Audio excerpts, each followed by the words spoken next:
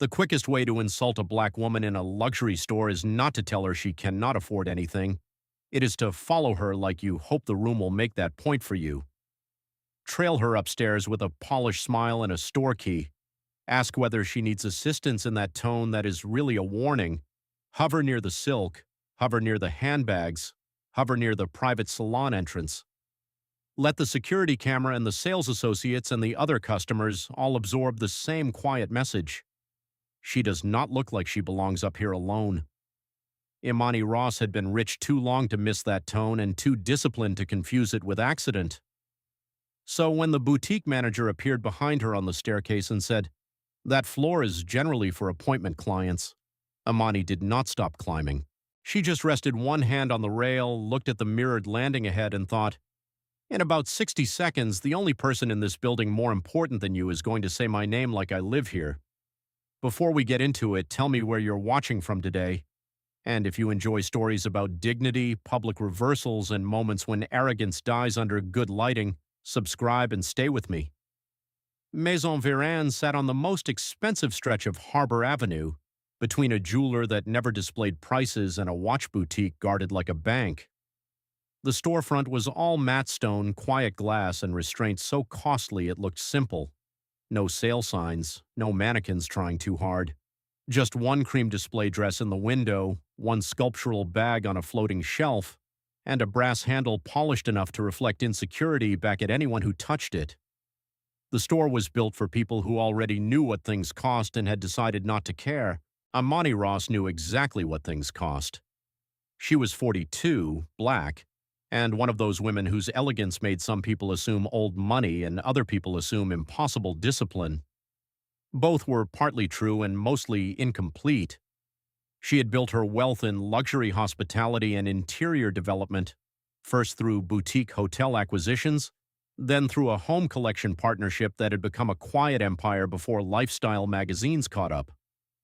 She had houses in 2 cities, a foundation in her mother's name, and the sort of schedule that made assistants nervous and bankers polite. She also had a memory like cut glass for rooms where white people had once mistaken her composure for uncertainty. She was in Maison Véran that afternoon for one reason: a dress, not any dress. A custom archival reinterpretation the brand's creative director had hinted at over dinner in Paris 6 months earlier. He had told her, with that half-dramatic designer sincerity artists use when they want to flatter and tell the truth at the same time, that he was building a private capsule inspired by late 60s structure and black orchid tones. He said one look in particular made him think of her. "Not because it's severe," he had said, "because it refuses explanation." She liked him instantly for that. His name was Lucien Moreau, French, impossibly tailored, thin as a fountain pen and twice as sharp. One of the few people in luxury fashion who still understood that taste without courage is just expensive cowardice. He had told her to stop by the Harbor Avenue boutique in September when the capsule reached the States, not email, not have someone ship it, stop by. He wanted to see it on her in person before the gala season started. Imani had not made an appointment because Lucien had texted her himself the night before. "If you are in town tomorrow, come upstairs. I want your eyes before the buyers ruin the line." That was enough. At 2:12 p.m., she stepped out of a black car in front of Maison Véran wearing a soft cream blouse, dark wide-leg trousers, gold hoops, and the kind of handbag that should have preempted any stupid assumptions in a room trained to notice leather before language. But prejudice is not cured by expensive details. It just becomes more embarrassing around them. The sales floor downstairs glowed in muted gold and ivory, glass shelves, perfume drifting lightly through conditioned air, 2 sales associates in black silk uniforms, one elderly white woman seated near the shoes with a saleswoman kneeling beside her. Quiet piano somewhere overhead. Imani crossed the floor with the easy confidence of someone who had spent enough time in beautiful places to understand that they often become ugliest when somebody thinks they are the gatekeeper. A young associate approached first, white, 23 maybe, perfect bun, excellent posture, a little too eager to prove she belonged working around expensive things. "Welcome to Maison Véran," she said. "Can I assist you with anything today?" Imani smiled politely. I'm here to see Lucienne's private capsule upstairs. The associate paused. Just a breath. Enough. Then came the recovery smile. Of course. Do you have an appointment? Interesting question. Expected, not yet insulting. Lucienne asked me to stop by. The associate blinked. Lucienne Moreau? Yes. A second pause. Longer this time. The old calculation. The manager arrived before the associate could answer. Her name, according to the slim gold badge pinned at the waist, was Caroline Henshaw, white, late 40s. Beautiful in that expensive, underdone way luxury retail loves in its upper staff. She had a navy dress, an expression trained to look serene under pressure, and the exact face of a woman who had spent 20 years deciding who counted as natural clientele before they opened their mouths. She approached with one of those polished smiles that isn't warmth so much as velvet over a locked door. Good afternoon, she said. I'm Caroline.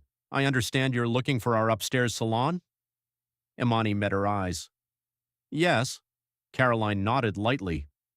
That floor is generally for appointment clients and private fittings. There it was, not a policy, a sorting mechanism. Imani said, Good, I'm here for a private fitting. Caroline smiled again, thinner now. And who is your appointment with? Lucienne Moreau. The name landed, but not enough. Interesting, because there are levels to people's disbelief. Sometimes the right name solves the problem. Sometimes your body still interrupts the fantasy too much. Caroline said, Mr. Moreau is not in retail residence. Imani almost laughed. Retail residence. Luxury has such ridiculous ways of dressing up basic exclusion. He's expecting me, she said. Caroline's head tilted just slightly. I wasn't informed. No, of course she wasn't.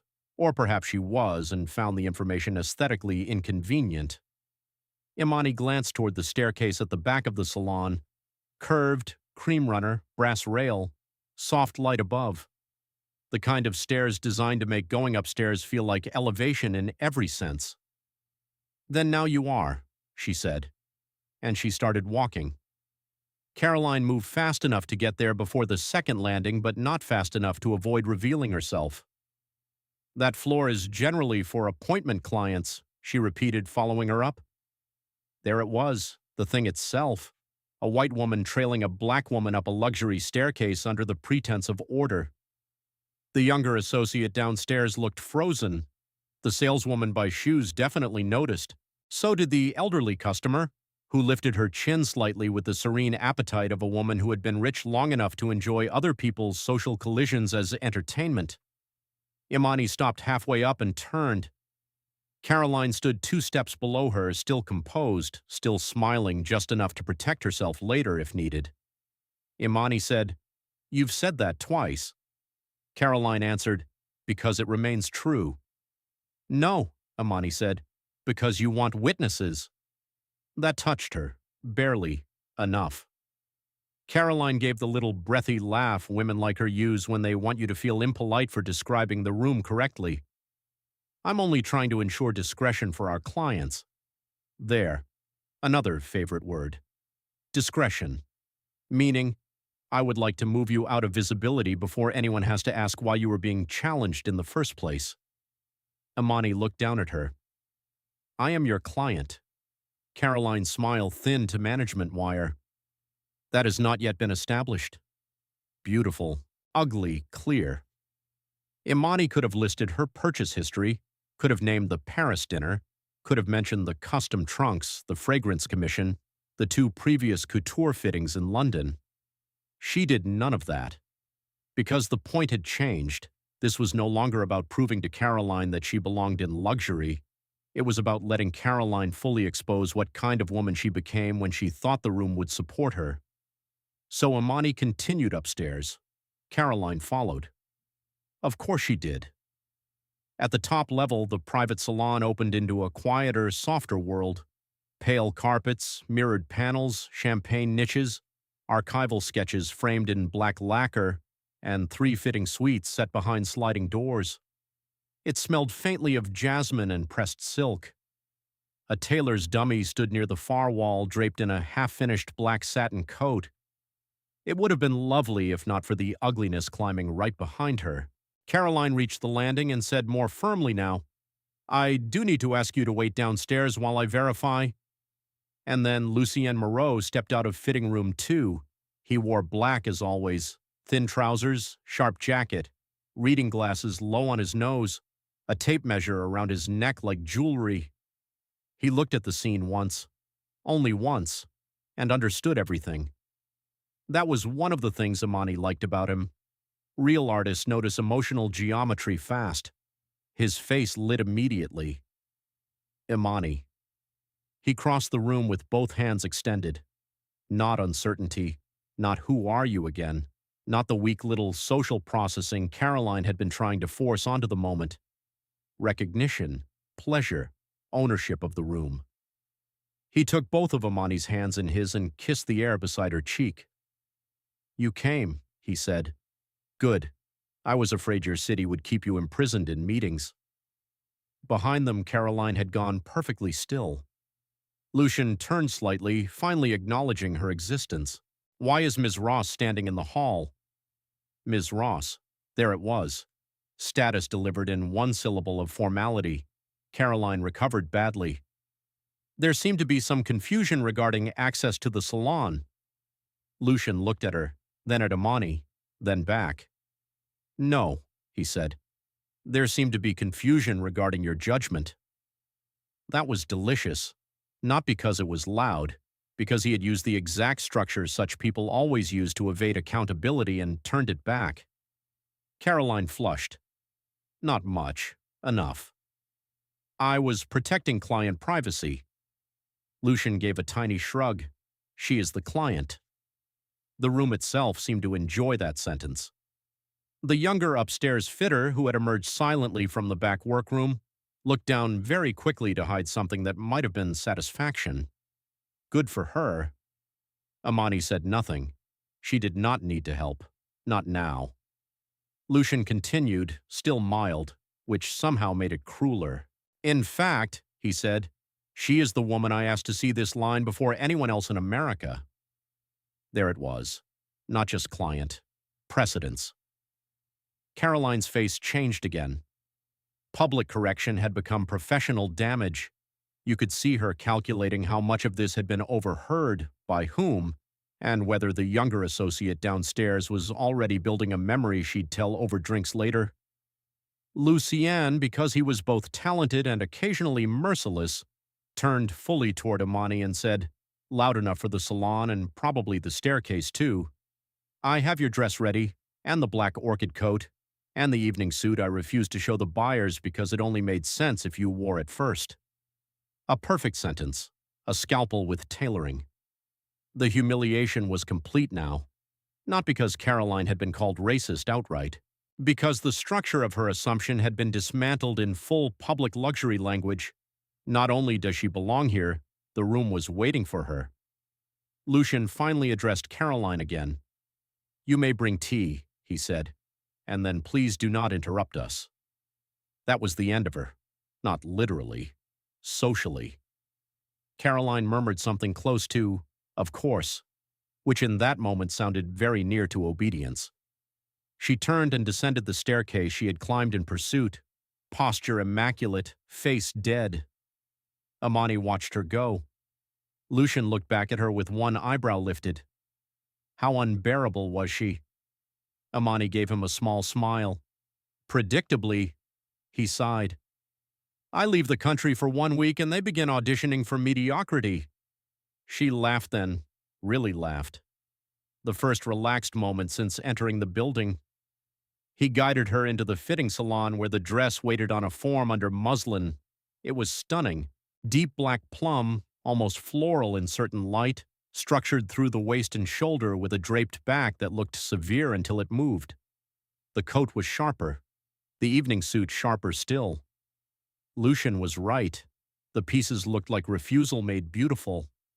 As his fitter helped with the first fitting, he said, almost casually, "Would you like me to call the regional director?" Imani looked at him through the mirror. "No?" He nodded, unsurprised. You are kinder than I am. No, she said. I just prefer consequences that last longer than a phone call. That was true, because what Caroline had done was not just rude, it was institutional. The kind of instinct luxury stores teach themselves to call discretion while certain women are being asked silently to justify their right to touch silk upstairs. The fitting lasted 40 minutes. Tea arrived, brought by someone other than Caroline. Measurements were adjusted. Lucien made notes. He asked about the fall gala schedule, Miami, the foundation dinner in Chicago, whether she still hated shoulder pads on anyone who had not earned them. By the time she came back downstairs, the atmosphere had changed, not magically, correctively.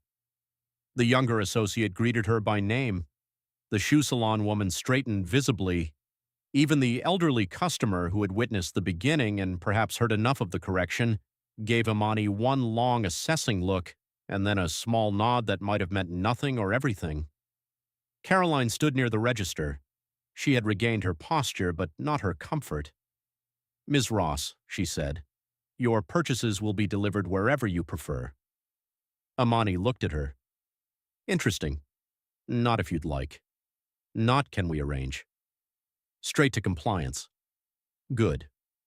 Imani said, home. Caroline nodded. Of course. There was a pause. The one where some people hope the injured party will help them out with an easy route to social repair. Imani did not. Caroline finally said, I apologize for the misunderstanding. There it was, always, misunderstanding. Imani almost smiled. No, she said, you apologize for the assumption. Caroline said nothing, because they both knew that was the harder truth, and because truth sounds much less elegant once stripped of management vocabulary. Imani let the silence stay, then added, and next time, if a black woman heads upstairs in your store like she belongs there, try beginning with the possibility that she does. That landed exactly where it should have. The younger associate heard it. Good. Let the lesson find younger ears before it hardens into policy. The next morning, Maison Varan's North American Client Relations Director called before 9, not email, call, white woman, perfect diction, immediate seriousness. She apologized for the treatment Ms. Ross experienced and promised a full review of store floor conduct and access etiquette. Imani listened, said little, then asked one question. Was Caroline informed I was coming? A pause, then, yes. There it was. Interesting, because it meant the issue was not lack of information, just disbelief. Imani thanked her and ended the call. Then she sent her own email. Not emotional, precise, time of arrival, wording used, staircase interaction. Parenthetical note that the manager had in fact been informed in advance. Lucian's intervention, public implications. She copied no one else. She didn't need theater, she needed record. 3 weeks later, a new store director was announced for Harbor Avenue. Temporary reassignment, the brand called it.